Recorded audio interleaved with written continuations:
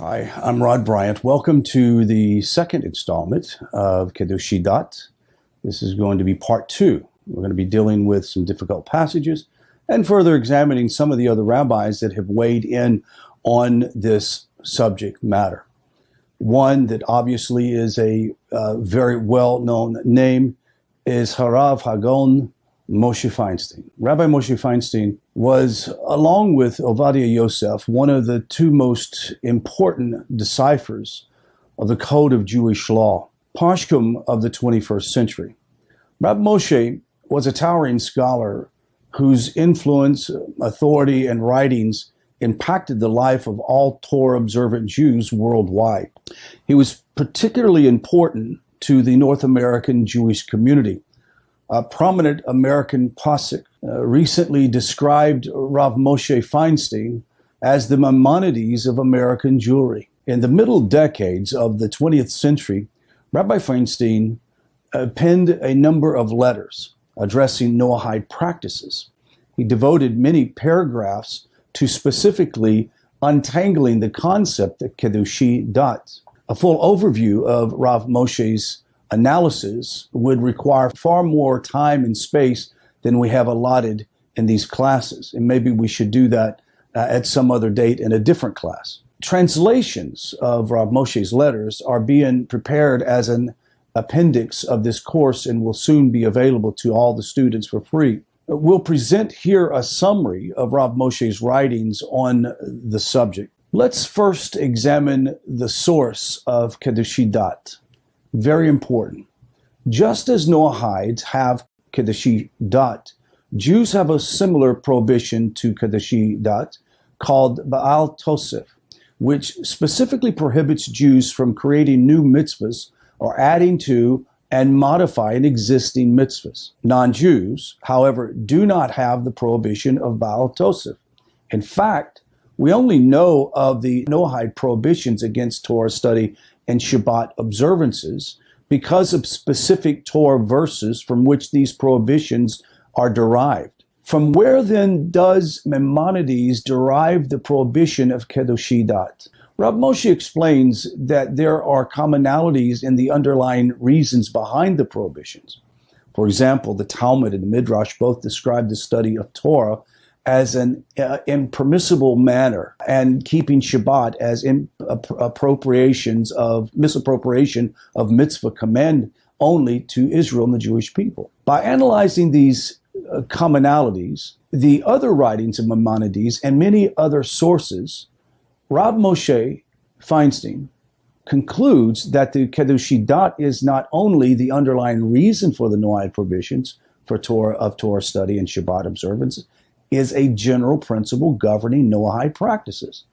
This is why Maimonides writes the general rule governing this matter. It is Harav Moshe's explains that, and Shabbat observances and certain types of Torah studies are singled out because there are the most severe transgressions for the Noahides and the only ones involving the death penalty. The reason why the death penalty is prescribed in this situation, not that it is ever recorded that it has happened, but it is to demonstrate the severity, just like other Torah laws. Death penalty, for example, of lighting a fire on Shabbat for a Jew. Now, let's make note, however, that this penalty is at the hands of heaven, not administered by an earthly court. When they say death penalty, it doesn't mean that he's taken out and stoned.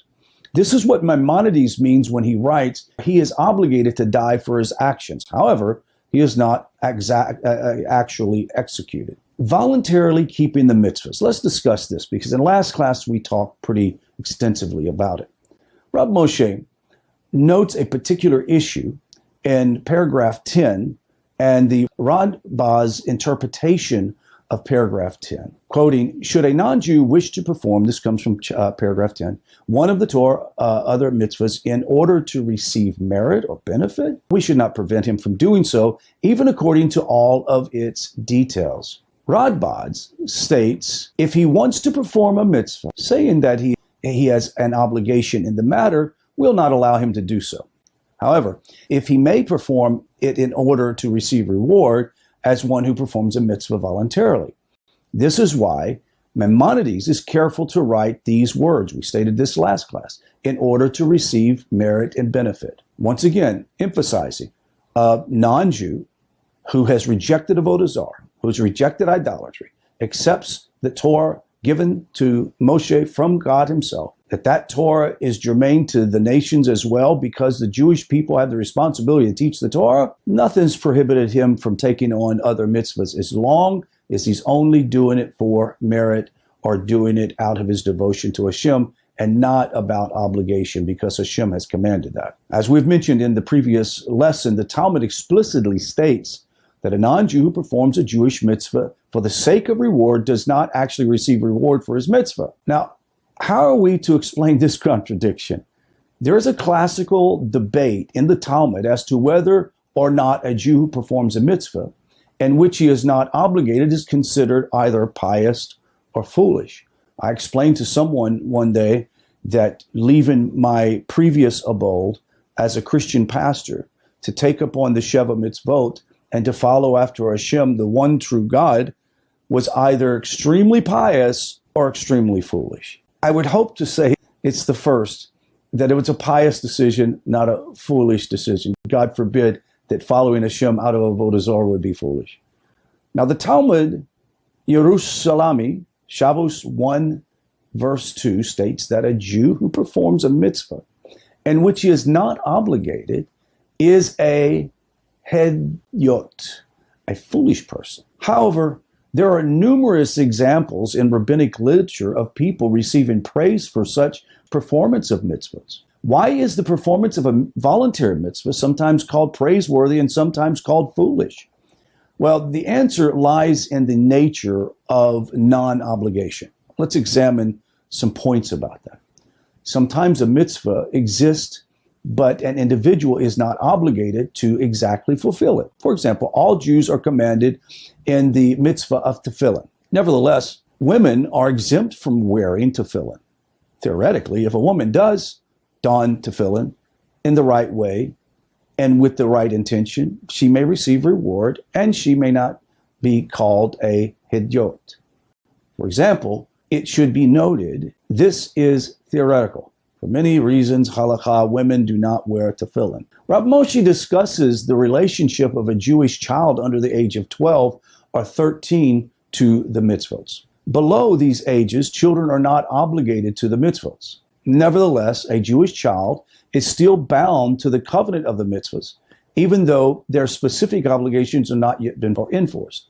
Rav Moshe writes that a child receives reward for their voluntary mitzvahs. In a case when no mitzvah exists for a person, but he performs the mitzvah anyway, such a person is called hedyot, a foolish person. In this situation, the person is called foolish because their action is not holy and holds no spiritual value. That is the general case when people quote this to non-Jews without further explanation is very, very damaging. For example, on Sukkot, there is a mitzvah for Jews to eat and sleep in a sukkah. If it's raining, though, one is exempt from eating and sleeping in a sukkah. The Rama writes that a Jew who decides to sit in a sukkah despite the rain is called hedyot, foolish. In the case of rain, the mitzvah of eating and sleeping in the sukkah is not suspended. Rather, it has ceased to exist entirely. In such a case, the sitter is merely sitting outside in the rain rather than being a holy act. Their mitzvah has become a foolish one. Maimonides writes similarity in the Talmud Yerushalmi. It is stated, anyone who performs a mitzvah in which he is not commanded from the Torah is hedyot. This is discussing someone who performs a mitzvah to which he is obviously no connection whatsoever.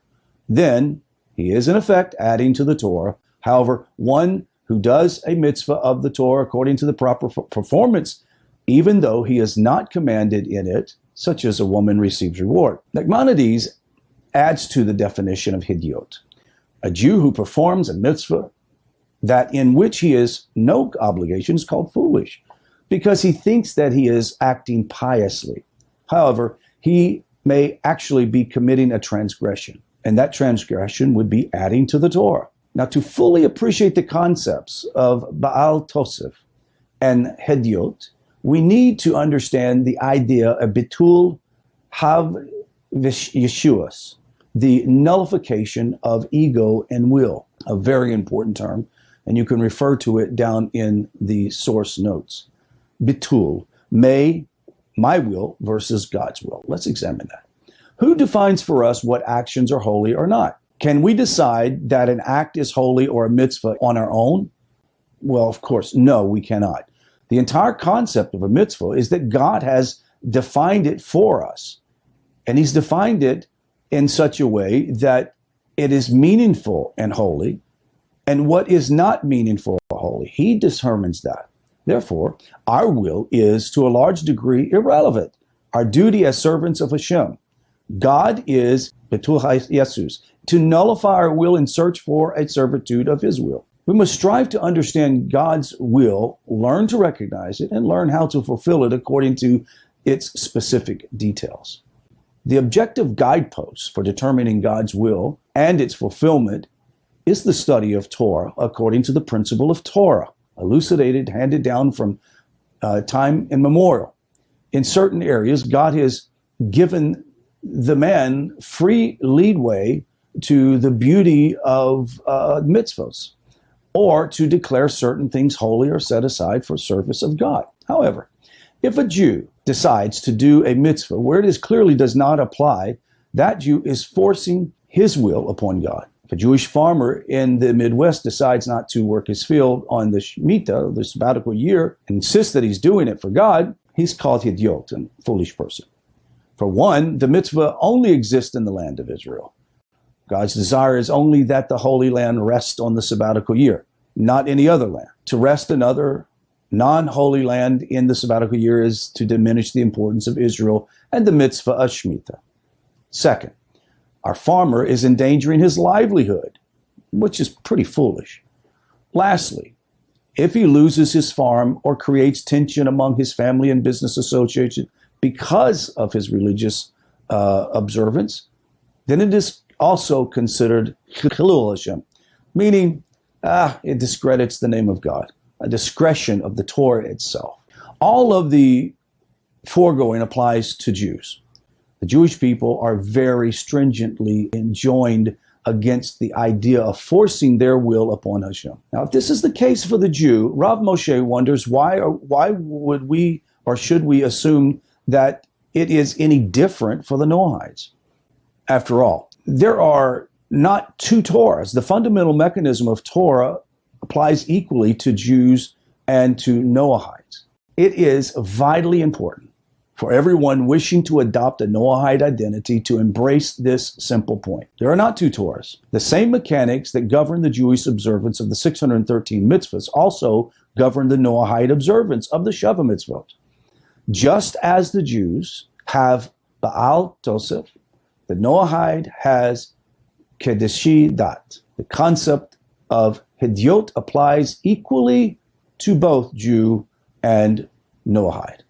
Rav Moshe, reading of Maimonides and Radbaz, and I'll read these texts again, a non-Jew, from paragraph 9, a non-Jew who delves into Torah is obligated to die. They should only be involved in the study of their 7 commandments. Similarly, a non-Jew who rests even on the weekday, observing that day, similarly on the Shabbat, is obligated to die.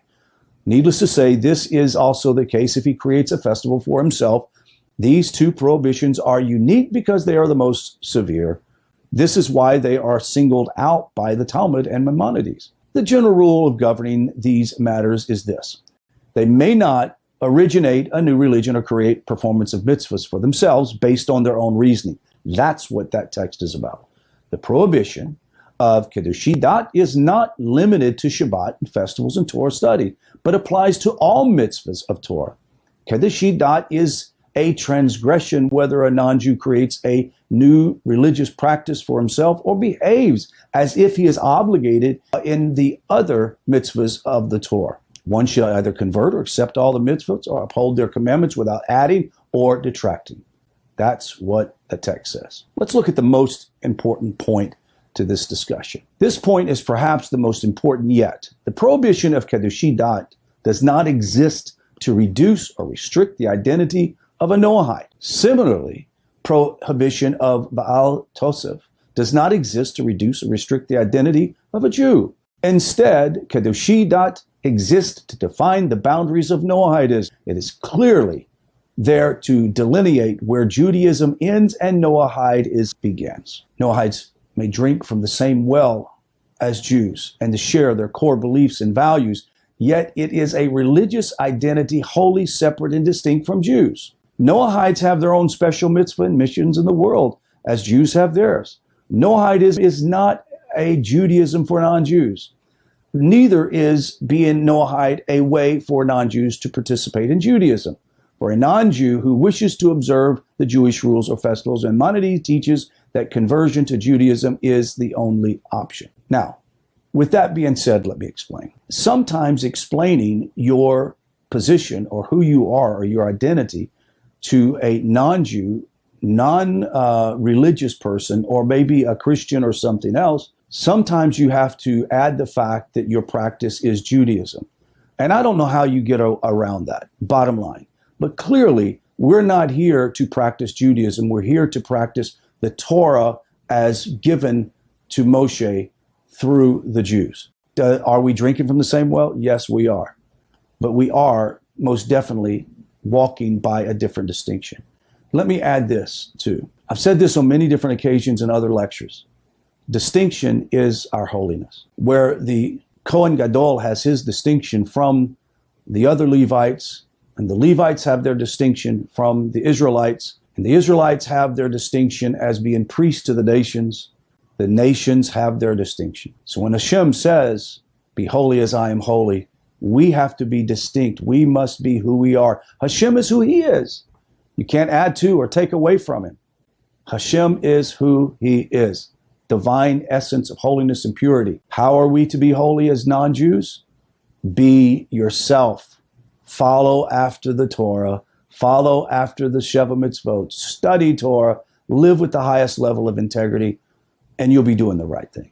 Now, here's the text, repeated. If a Gentile delves into the Torah or Shabbat or innovates a religious practice, he is beaten and punished, and informed him that he is obligated to die for his action. We've heard this ad nauseum. However, he is not actually executed. This is talking about a case when a non-Jew lives under Jewish sovereignty. Let me explain this.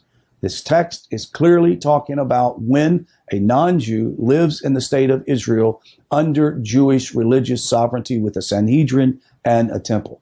He is then liable to punishment for observing these mitzvahs. Especially, he is liable to death at the hands of heaven. Notice the words hands of heaven, meaning they don't take him out and stone him. It's left up to Hashem to make that decision. Now, paragraph 10 reads as such as this. We've read this again.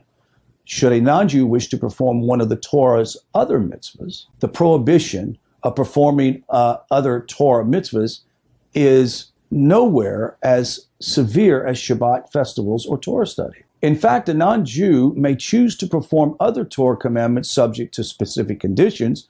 These conditions are considered boundaries of Chidduchei dot. Should a non-Jew wish to perform one of the Torah's other mitzvahs, this indicates that a non-Jew may only occasionally perform other Torah mitzvahs. If a non-Jew decides to regularly observe one of these mitzvahs, he has effectively added to a religious observance and transgresses Chidduchei dot. Remember the word, in order to receive merit or benefit. The Radbaz writes this. If he wants to perform mitzvah, saying that he has an obligation in the matter, we don't allow him to do so. However, he may perform it in order to receive reward as one who performs a mitzvah voluntarily. This is why Maimonides is careful to write the phrase that we just said, in order to receive merit or benefit. Rav Moshe explains that any spiritual motivation makes the mitzvah a religious act. This is even if the mitzvah is performed only occasionally. Therefore, the only permissible motivation can be the ulterior. However, what ulterior, non-spiritual motive could there be possibly for keeping kosher or any other mitzvahs? Maimonides is telling us that although the non-Jew may not perform the mitzvah from a sense of spiritual connection or need, he may for obligation of receiving reward. This sets the threshold of permitting motivation in performing one of the Torah's mitzvahs. However, Rav Moshe explains this is only pertaining to the motivation. The non-Jew does not actually receive reward for doing a mitzvah. This is because the Talmud explicitly learns that non-Jews does not receive reward if he performs a mitzvah as such, meaning out of obligation rather than out of reward. Nevertheless, mitzvahs that provide a logical or tangible real-world benefit may certainly be adopted. We will elaborate on this idea in a moment. Let's examine these points. We should not prevent him from doing so, even according to all the details.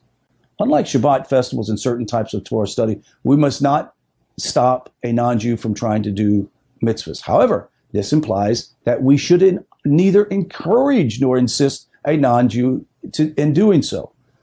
The Jews do not go and knock on doors and ask people if they have accepted Moshe in their heart.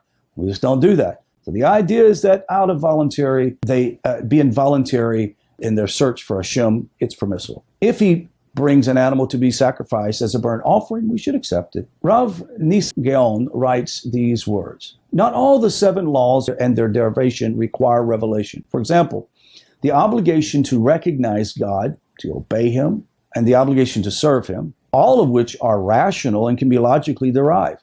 Certain aspects of Noahide worship and practice are permitted or proper not because they are commanded in the Torah, but because they're compelled by logic, basic common sense, and common religious needs. Therefore, Rav Moshe points out that certain mitzvahs and religious acts are certainly permitted, and they may even be done according to all the Torah details. Such mitzvahs should include prayer and certain types of offerings and tithes. To summarize, Rav Moshe says this: Noahides may not keep Shabbat and study those parts of Torah prohibited to them. The details of these prohibitions we'll discuss shortly, and we'll explain in detail. Noahide should not be encouraged to perform any other mitzvahs in the Torah. If a Noahide insists on performing mitzvahs to which he is not commanded, it is permitted, provided that his motivation is not at all spiritual. In such a case, he may perform the mitzvah according to the details, i.e., kosher, prayer 3 times a day. There are mitzvahs that you can do, but you're not, when it says in this Jewish text to not do it for the purpose that not at all spiritual, what it's meaning is out of obligation from Hashem. It still receive merit in the sense that you are approaching Hashem and attempting to connect to Hashem. This can be talked about later. Even so, a Noahide should not perform such a mitzvah regularly, because then, regardless of his motivation, it continues the establishment of a new religious practice. It's difficult to wrap your brain around, I understand. But let's give it time. Let's let this mature as we discuss it. You'll understand it better as we go along. The mitzvah, however, has no spiritual merit or meaning. Now let's talk about that. Any feeling of connection or spiritual elevation one may sense is illusionary. Now let's just briefly talk about that. The idea of feeling a connection or spiritual elevation, from a Jewish perspective, spiritual elevation and connection comes from fulfilling the mitzvah that God has commanded. When one fulfills the mitzvah that God has commanded, you are spiritually elevated whether you feel it or not. It's not about an emotion or a feeling. Many Christians that come to Torah and other spiritualists that come to Torah drag with them this sense of needing emotional stimulation and connection. This is not a Jewish idea. Even though we are emotional people and Jews are emotional people, our connection to Hashem and the Jewish connection to Hashem is not about our feelings, but what we are doing. For example, if you truly want a spiritual connection as a B'nai Noach or Ben Noach, Bat Noach, then follow the Sheva Mitzvot and study the Torah and give tithes, give charity. You'll be doing the highest level of spiritual connection. Once again, to think that you're doing mitzvahs you're not commanded and you feel that you are elevated spiritually, it's an illusion, because how can you elevate spiritually to something you were not commanded to do so? Hopefully I can bring better explanation down the road. Another point, nevertheless, there are certain spiritual practices such as prayer that are permitted to Noahides for which they are rewarded. Rav Moshe Winter in the Sefer Sheva Mitzvot, Hashem, the divine code, after reviewing the many interpretations of Maimonides, Rabbi Weiner decides the halakha, law in accordance with Rav Moshe. However, Rabbi Weiner elucidates Rav Moshe's position further. He explains that there are many mitzvahs whose performance need not to be motivated by spiritually or reward, but have an immediate real-world benefit, like eating kosher, like eating food that is clean. It is possible that a person, perhaps laudable, and in some instances even obligatory, for Noahides to perform these mitzvahs. What do I mean? Is mitzvahs that are practical and benefit is for you in this world.